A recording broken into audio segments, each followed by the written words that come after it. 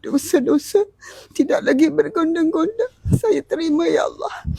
Segala yang buruk yang orang kata pada saya terima. Saya alhamdulillahkan dia. Kerana hidup ini jangan mimpikan pujian dari manusia. Hidup ini mencarilah keredaan Allah. Carilah kampunan Allah. Carilah rahmat Allah. Itu yang ayahanda saya dan umi saya pesan.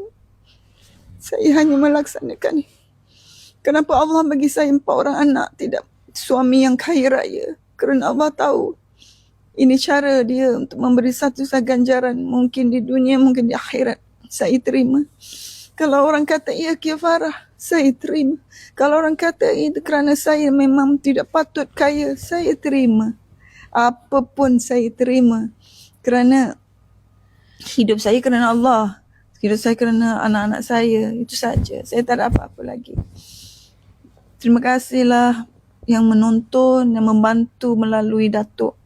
Sesungguhnya kami sangat bersyukur. Biar pulang dengan 500 pun kalau Datuk kata, saya tetap syukur. Bila lagi dapat kami bertandang ke rumah orang semuli Datuk ini.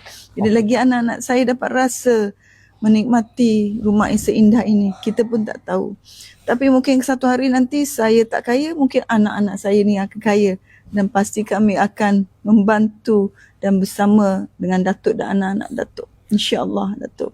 Sesungguhnya setiap yang berlaku hari ini, bukan setakat ini Datuk. Allah telah aturkan kita bersama. Pasti ada sebabnya. Pasti ada hikmahnya. Hanya Allah saja yang tahu. Kita hanya senyum.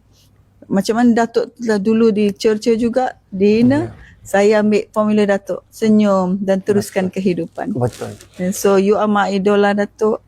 You are our idola, Datuk dan Datin.